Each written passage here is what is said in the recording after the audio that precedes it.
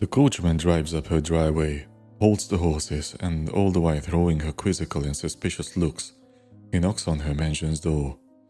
Not an instant later, Lady Ada's butler opens the door. "My lady," Jean-Luc says, "this is an ungodly hour." The butler is a tall and strong man who sports a thin mustache and a hairstyle that screams immaculate care for one's image. He glances at the sun coming up over London, a few wisps of sunlight striking her clean window panes. Lady Ada steps out of the carriage. The butler takes one good look at her subtly ruffed clothes, at the shawl she wears over her head. He adds at once, "I trust the auction went well, yes?" "Ungodly hour is not enough to describe this tomfoolery," the coachman says. He is short and stout, rude, and speaks entirely too much. "Never have I seen someone fetching a sculpture before the sun rises. I told you, men, the artists I buy from are very eccentric people," Lady Ada explains. "They think it ill luck to sell works of art in broad daylight." "Aye," the coachman says, not very convinced. "I figure that makes sense." He walks to the back of the coach and lifts the rope holding a top. Underneath is another one of Ada's beautiful creations, or rather, decreations. The ruddy man stares at it for a second and shudders. "It gives me the willies." "My lady has a very realistic taste," Jean-Luc says in that way of his that makes it impossible to think badly of him. "Truly, you must see the artistic value it represents." The sculpture is the size of a tall adult and has the shape of one. The subject is holding his hands across his face as if shying away from a projectile, and in his face is a look of abject horror with a hint of perversion or even satisfaction. The coachman looks away. Yes, sir. Looks very posh, very modern, yes? Why don't you two carry it inside, you know? Make yourselves useful."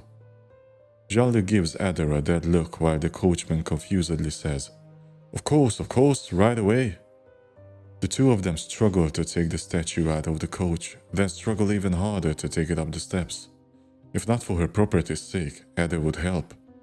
Even if she decides to ditch that aspect of society for today, she is wary of moving too much and exposing her clothes.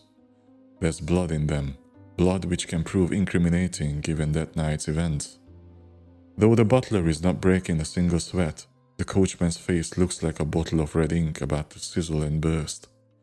The two men have to rest every dozen steps or so. Ada would like to sneer and make fun of the stoic Jean-Luc, but her thoughts are unable to float to better seas. They're stuck in that realm where every action of hers is analyzed and critiqued by her most severe selves. 5 women dead because she wasn't smart enough. 5 dead because she wasn't quick enough. Not to mention the others killed by idiocy, by mimicry. Sure, she stopped one killer, but it would be hell to find all the others who were following in the footsteps of a madman. "Madame?" Jean-Luc calls. The coachman is behind him, huffing. "I'm sorry, Jean-Luc. I gather I've simply become tired." His eyes linger on her. "I'll be sure to draw a bath as soon as the sculpture is in place." "Thank you, Jean-Luc." Her butler and the coachman finally enter Ada's favorite place in the mansion, an incredibly long corridor that parts her garden in half, with 2 rows of sculptures on each side, the whole of stone. The coachman whistles. "This is the bee's knees, my lady. I've sure never seen such a fine collection." "It is," she replies, varying her voice. She needs to sleep. She needs to rest. She needs to plan her next steps. "Now, where shall we set this marvel?" The coachman slaps the sculpture. Jean-Luc points at the distance. "On the other end of the corridor, my good man." The coachman pales, but Jean-Luc produces a small cart out of a discreet closet. The coachman relaxes his shoulders so much he turns even rounder.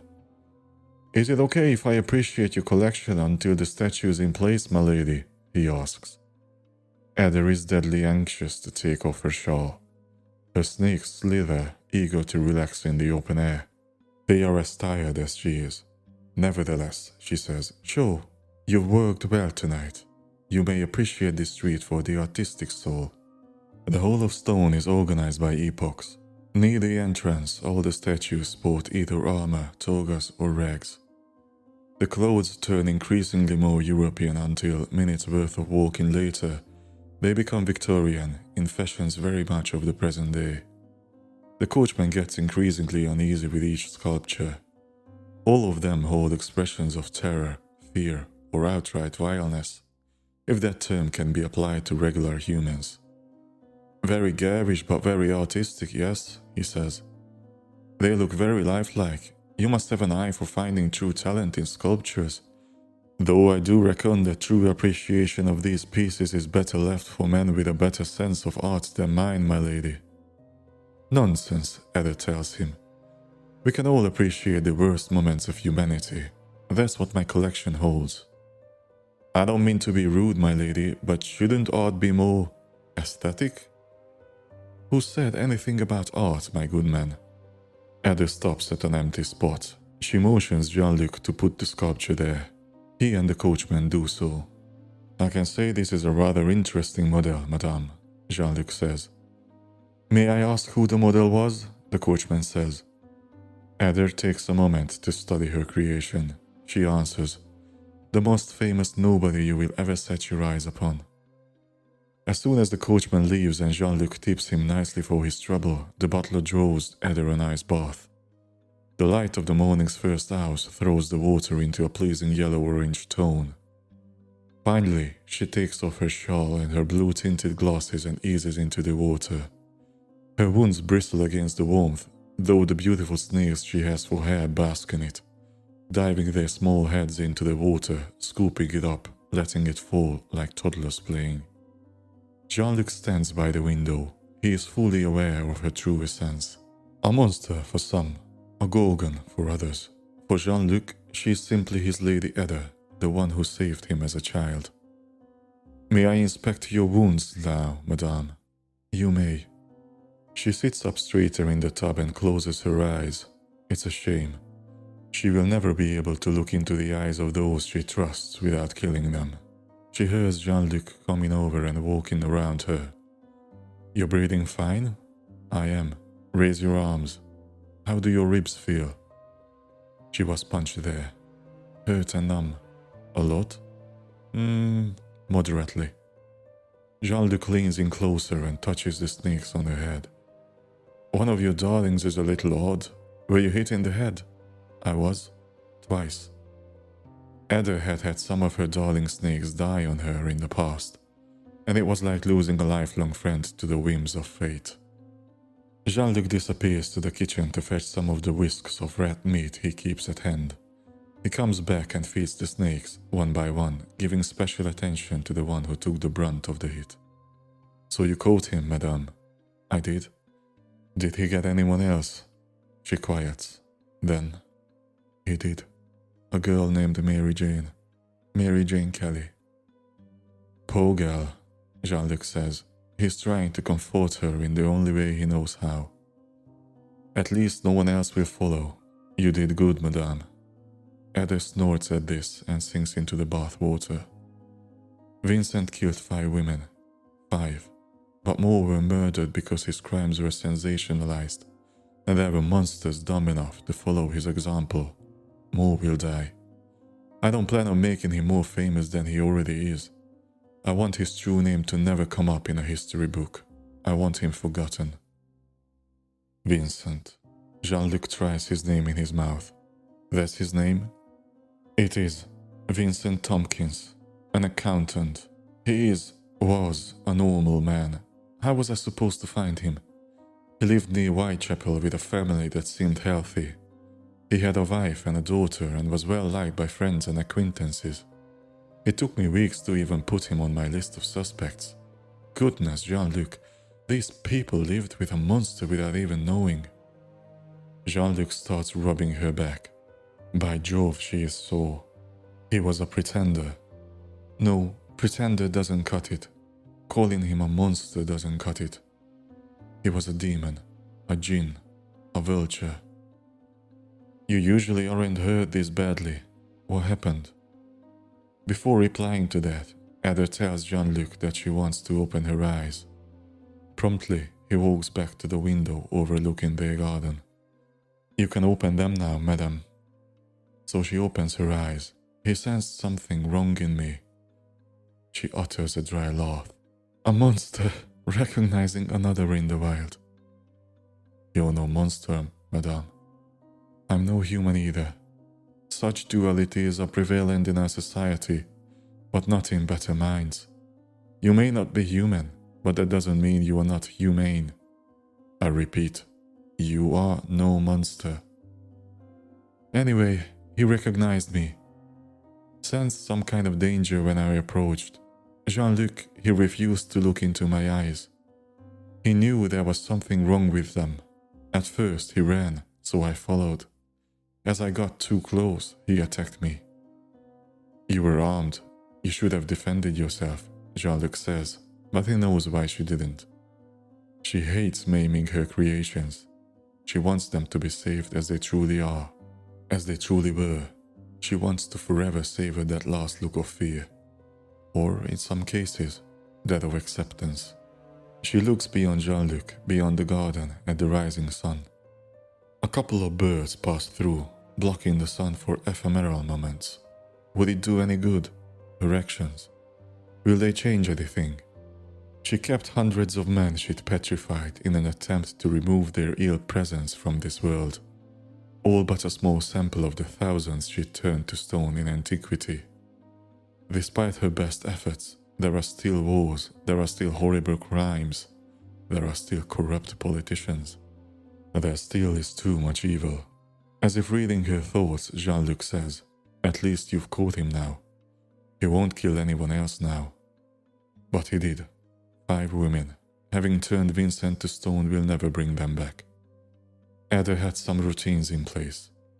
They were particularly bad streets in London, bad neighborhoods where crime was of particular regularity. Coppers always opted to circumvent those places. It was easier to ignore the worst slums than it was to protect the innocents living in them. Enter Lady Ada, using a discreet shawl and a regular outfit made of brown skirt and a grey undershirt. She patrolled the worst places of London. One of these places was Flower and Dean Street and the entire East End region. Ada had caught a good handful of men who abused their authority and had turned them to stone, 5 of which she'd sold for a hefty price as sculptures in the last year. She'd struck a casual sort of friendship with many of the prostitutes there, as well as with the women who simply stumbled on some bad times. That was how she'd first came to know Mary Ann Nichols. Nichols was a happy gal with a bad turn for alcohol and terrible luck in life. She had had a terrible husband in her youth, a terrible job, a terrible everything. Ada was eager for the day in which she'd patrol Flower and Dean Street or Thrall Street, and Nichols would not be there, but far away, in search of a better life. Instead, on the August 31st, Ada read of Nichols's death in the newspaper. Sliced throat, mutilated, repeatedly stabbed. This woman was a drunkard, but was not hated by anyone. If anything, those who knew her pitied her. Ada's experience taught her the murderer had not acted in haste or anger, but out of twistedness. London Metropolitan Police set Frederick Eberline on the case after rumors of this being a serial killer emerged. But Ada knew better. While the previous murders in the city were most probably related to gang violence, Nichols's felt special. It felt like it was the start of something. Ada prowled like a hound during that first week of September. There was a lot of talk concerning Nichols. Some called her murder justified because she was unmarried, because she was a drunk. Her snakes went feral whenever a comment like this was passed around. The list of Ada's suspects grew, little by little. By the end of the following week, she had the names of 8 men and 3 women on her list of potential killers. Then, on the morning of the 8th of September, Ada woke up after a late night to panic on East End. The body of a prostitute Ada had encountered but never spoken to, Annie Chapman, was found early in the morning. Through the morning paper and by spying in the right places, Ada pieced together the crime scene. Her coat was cut, left to right, disemboweled. Intestines removed, set over her shoulders. Despite not hearing it anywhere, Ada thought it likely the killer had taken an organ. If he ripped open any Chapman's intestines, then it was likely he had taken a trophy. Chapman's pills, a comb, a piece of torn envelope, and a frayed muslin were some of the random objects found at the crime scene. A leather apron was also left in a dish of water. The killer, Ada was sure, left the items there only to confuse the detectives and the public. Every part of the crime scene was deliberate. Each item could be traced to a different clue, leading to a different kind of suspect. The killer knew he wouldn't get caught. He'd never reveal his identity. He was making fun of everyone who thought he'd be found out one day. Whoever he was in it for the long run. Ada went after each and every one of her suspects, but none behaved in any way that would hint them as the murderers. Only a local bootmaker raised his suspicions, a man named John Pizer, who often publicly pestered women known to be prostitutes. Ada believed he had previously attacked some, but until she had solid proof, she wouldn't turn him to stone. He came to be known as Leather Apron after she was taken in as a suspect by the coppers. Ada didn't believe the man would be capable of the crimes. He was a coward. Too obviously a coward. Londoners were in a panic, and newspapers only exacerbated that panic. Media was a cancer that ended up costing some people their lives. Jean-Luc notified Ada a few days later of a couple of murders in the southern part of town. People were sending letters to newspapers pretending to be the killer, some going so far as to actually kill. It got crazy, fast. People broke into the police station on Commercial Road on the grounds that the coppers already knew who the killer was and were keeping him there. Rewards were offered for the head of the killer. Even a committee was founded by locals of Whitechapel. Ada herself barely slept. Her list of suspects grew every night. She'd spy over brothels, over restaurants, over alleys, over everything. Her nights were spent in blind protection of the people of Whitechapel. It got to the point where she had to bring Jean-Luc with her to make sure she stayed alert. 1 week passed, then another. Jean-Luc and she labored over every letter that was sent to the papers, over every postcard that was possibly sent by the murderer. During the final week of September, Ada began to cut off suspects from her list until she was down to 5. 5 men whom she'd crossed more than once, roaming about in the night. It was on the 30th that her hard work paid off. Lady Ada is in her bathrobe, petting her snakes, studying the sculpture of Vincent Tompkins. There's a spot of a rough texture on his shirt. Blood. Mary Jane Kelly's blood. Looking at it, Ada can hear the spurting sounds of her innards as Vincent took her apart. That visceral stench, the taste of iron permeating the very air she had breathed just hours before. The red tinging the clothes she'd been wearing, the wetness of the blood clinging to her skin. At least she'd gotten to see horror on that monster's face. Vincent had gotten to see the inner part of her throat not even Jean-Luc nor Perseus had seen. Her true essence, her true appearance. She'd needed to become a monster to take down another. She was a monster, wasn't she, Madame? A reassuring hand falls on her shoulder. She immediately puts the sunglasses on and looks at Jean-Luc. "You're not like him," he says. "I know." "What will you do now, Madame?" "I'll rest today. This man put London on chaos, and part of that tired me by itself. It still have fires to put out in the next couple of weeks. There'll be copycats sprouting all over London." "You can't take them all by yourself, Madame." "No, I cannot, but I can certainly try." "You should rest, Madame." "So should you, Jean." She tries to give him a sympathetic look, resulting in a mere sad smile. She turns around to leave. "You've been up all night." "So have you. Madame, where are you going?" "To get dressed," she replies. "To go where?" She stops, glances one last time at Vincent Tompkins, the Whitechapel murderer, cast in stone. "To see her body. I want to make sure she was found. I don't want to leave her like that." Jean-Luc relents and says, "I understand, madame. I'm going with you." Heather was following one of her suspects, William Clarkson, a high-grade wigmaker who had both royalty and previous criminals on his list of clients. Heather was blind with exhaustion, half stumbling at times.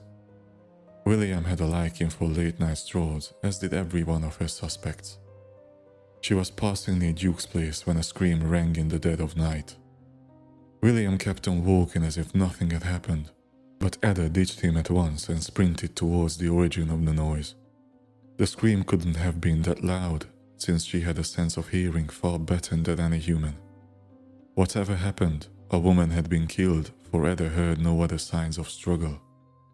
She ended up entering Mitre Square and immediately spotted a large figure in a corner shadowed by moonlight. The figure was hunched over a corpse, cutting, slashing. Ada was too late, but not too late to catch him. The moment she took a step forward, the killer went still. How the hell had he felt her? He looked up and saw Ada. He thrust a hand into the corpse's stomach twice, both times taking an organ and wrapping them in cloth, then got up to escape. "You!" she yelled and went after him. Yet he had disappeared. "No!" Steps far away. It turned a corner. Blinded by rage, Ada ran, almost catching up to the man, to the killer, to that monster. He veered into a large street, empty save for him, Ada, and a confused woman. The killer was running straight in her direction. The knife in his hand glimmered against the moonlight. "Run away!" Ada yelled at the woman. The woman screamed and took a stumbling step back, her back meeting a wall. "Run!" she screamed again. But the killer ran past the woman, left hand but a blur, the knife slicing her throat. Blood spurted out the woman's neck. She put her hands to it, saw it coming away slick and red, and fainted. The killer escaped because Ada stopped by the woman, holding the wound in her neck as if her useless hands could stop life from leaving her. The wound was too wide. This woman was dead. Unless Ada turned her to stone. She'd still be dead, but some part of the woman would be eternal. Ada always wanted a sculpture that was beautiful, not the result of punishment, but of mercy. However, Ada heard steps approaching. The woman tried to open her eyes, convulsed, then went still. It was too late now. Defeated, Ada climbed rooftops in search of the man who'd done this, her clothes wet with the blood of an innocent. But there was no one on the streets save for those now finding the bodies of the two women. The next day, Ada learned their names, Catherine Eddowes and Elizabeth Stride. Ada didn't know Stride, but she had talked to Eddowes before. She was just a regular woman. A regular human. Nothing living deserved such horrible deaths. From hell. Ada knew it hadn't been the killer to write that letter. She'd been before him. The killer was not a man to be recognized. He didn't want the acclaim, the attention for himself, but for his work. His focus was on the murders and showing others it could be done. In his own mind, he was an artist, the murders his canvas, his subjects. But that he was from hell, he was, just like Ada was. Monsters from places better left untouched by humanity. Still, Ada didn't know who the killer was. She had removed all those who didn't match the killer's body shape from her suspect list and added some others who did. The result was 6 men. All through October, she worked hard to discover which one of them was the killer, to no avail. Every single night was spent making rounds throughout London, checking on each suspect. Every single night, she was disappointed. In her wanderings, she turned 2 men into stone. One was abusing his wife, whilst another, a young boy. Jean-Luc sold both sculptures. Ada couldn't keep every single wrongdoer her snakes caught. She only kept the most vile ones in the hollow stone, to remind herself of what the race that had killed her sisters was capable of. On the 1st of November, Francis Tumblety, one of her main suspects and a con man, went for a night stroll. He repeated it on the 2nd. On the 3rd day of the month, Vincent Tompkins, an accountant who worked by the docks, also left his home. Neither carried weapons, nor cloaks, nor anything that could be considered suspicious.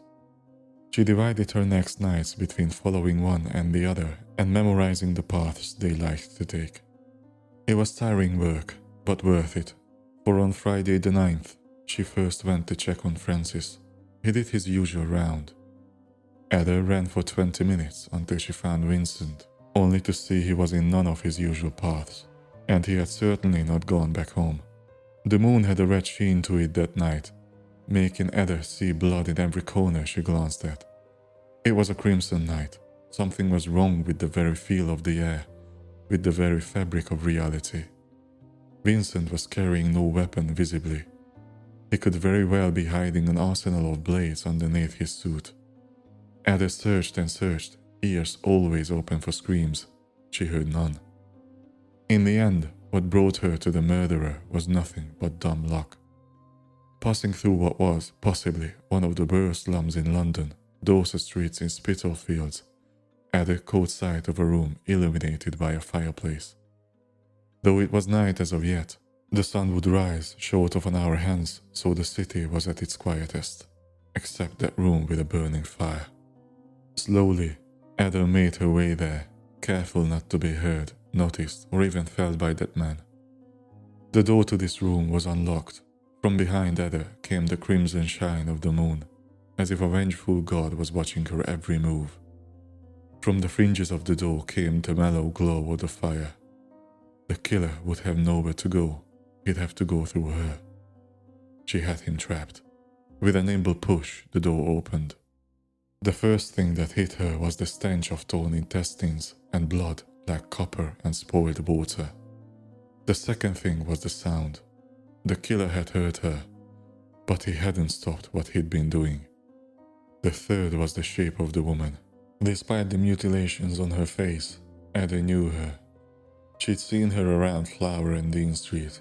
Her name was Mary Jane Kelly, and she was a pretty girl, kind, funny. She didn't deserve this. Kelly's stomach was torn open. The contents of her insides were strewn around the room. Her legs were butchered. Ada could see their bone. The killer was cutting Kelly's breasts off. He finished cutting one, held it, studied it against the light of the fire, then threw it on the floor. It fell with a meaty, wet thunk. He got started on cutting the other.